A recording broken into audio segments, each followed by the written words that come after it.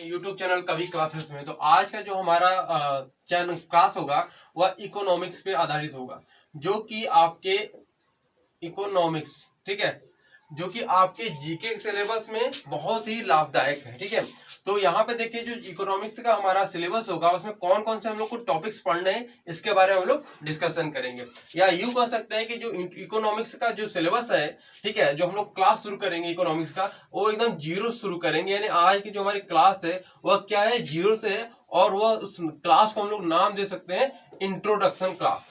ठीक है, यानी इकोनॉमिक्स का परिचय, यानी उसमें हम लोग कौन कौन से जो टॉपिक है उसके बारे में हम लोग डिस्कशन करेंगे।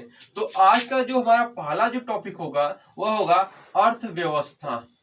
ठीक है, अर्थव्यवस्था, यानी कि अर्थव्यवस्था में हम लोग क्या पढ़ेंगे, यहाँ पर ये जान लीजिए कि अर्थव्यवस्था में हम लोग उसके प्रकार को पढ़ेंगे। ठीक है, कि अर्थव्यवस्था के कितने प्रकार होते हैं और कौन कौन से अलग अलग तरीके से इसको बांटा गया है। ठीक है, यानी इसके भाग, तो अर्थव्यवस्था के हम लोग प्रकार और भाग को पढ़ेंगे। ठीक है, तो हमारा दूसरा जो टॉपिक होगा वह है कि अर्थव्यवस्था के क्षेत्रक, अर्थव्यवस्था के क्षेत्रक। ठीक है, अब यहाँ पर हम लोग क्षेत्र में क्या पढ़ेंगे कि देखिए जैसा कि आप लोग पता है कि जो अर्थव्यवस्था के क्षेत्र है वो 4 प्रकार से बांटा गया है। ठीक है, प्राथमिक क्षेत्र, द्वितीय क्षेत्र, तृतीय क्षेत्र और चतुर्थ। लेकिन बहुत सारे ऐसे जो इकोनॉमिक्स हैं वो क्या मानते हैं कि जो अर्थव्यवस्था के क्षेत्र है वो 3 ही है, प्रथम, द्वितीय और तृतीय। ठीक है, तो अब यहाँ पर हम लोग इसके बारे में डिस्कशन करेंगे जब हम लोग सेकेंड चैप्टर को पढ़ेंगे। अब हम लोगों का जो थर्ड चैप्टर है वह है कि अर्थव्यवस्था के जो नियोजन है, आर्थिक नियोजन, उसके बारे में हम लोग डिस्कशन करेंगे, यानी आर्थिक नियोजन। अब यहाँ पर आप लोग ये देखिए कि जो आर्थिक नियोजन है ये क्या है।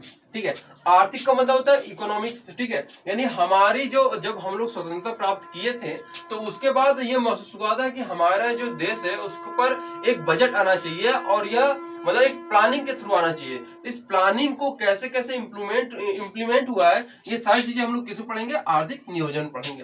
ठीक है, फिर जो हमारा चौथा जो टॉपिक होगा वह होगा पंचवर्षीय योजना। ठीक है, पंचवर्षीय योजना।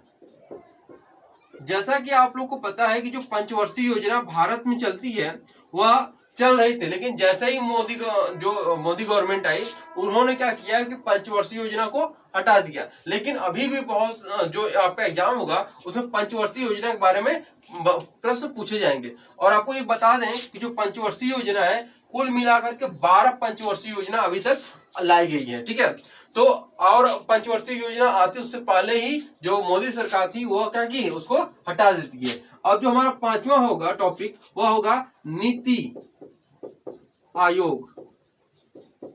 नीति आयोग। अब यहाँ पे देखिए कि जैसा मैंने आपको बताया कि चौथे टॉपिक में पंचवर्षीय योजना को मोदी गवर्नमेंट ने हटा दिया था, तो वहीं पे इस योजना को हटाने के बाद उसने कौन से योजना को लाया, तो उसने नीति आयोग को हरी झंडी दी। ठीक है, तो अगला जो हमारा टॉपिक रहेगा वह नीति आयोग रहेगा। तो आज जो अगला जो टॉपिक हमारा है वह छठा टॉपिक है कि आरबीआई, आरबीआई यानी कि रिजर्व बैंक ऑफ इंडिया। और आपको बता दें कि जो रिजर्व बैंक ऑफ इंडिया है इसकी जो स्थापना हुई थी वह 1934 में हुई थी। ठीक है, तो आरबीआई में क्या क्या रूल्स है, रेगुलेशन है, और किस प्रकार से यह हमारे देश का एक बहुत ही बड़ा बैंक है, एक तरह से कह सकते हैं केंद्रीय बैंक भी कहते हैं आरबीआई को। तो इसके बारे में हम लोग डिटेल में जानकारी हासिल करेंगे छठवें चैप्टर में। अब हम सातवें जो चैप्टर है हमारा उसके बारे में अगर हम डिस्कशन करें तो देखिए हमारा जो सातवां टॉपिक होगा वह होगा banking, banking sector.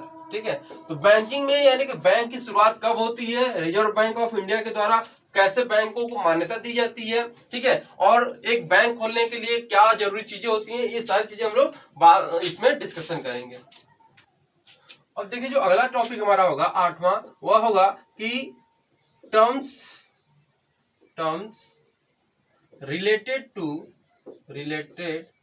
To banking, यानी कि बैंकिंग से संबंधित कौन कौन से ऐसे टर्म्स हैं जिनको हम लोग को पढ़ना है, इसके बारे में हम लोग यहाँ पर 8वें लेसन में पढ़ेंगे। ठीक है, अब यहाँ पे 9वें अगर हम लेसन की बात करें तो आरबीआई के जो फंक्शंस हैं, यानी कि फंक्शंस ऑफ आरबीआई, यानी आरबीआई किस तरह से कार्य करती है, उसके कौन कौन से भाग हैं, कहाँ कहाँ पे उसके, और किस प्रकार से वह सिक्के डालती है, नोटों की छपाई करती है, इन सब के बारे में हम लोग 9वें लेसन में पढ़ेंगे। ठीक है, अब अगर वही बात करें हम 10वां लेसन, तो रेपो रेट, ठीक है, आप सभी लोग इसके बारे में जानते होंगे, तो रेपो रेट के बारे में हम लोग डिस्कशन करेंगे कि रेपो रेट क्या है, रिवर्स रेपो रेट क्या है, इन सभी के बारे में हम लोग इस जो चैप्टर हमारा है 10वां उसके बारे में डिस्कशन करेंगे।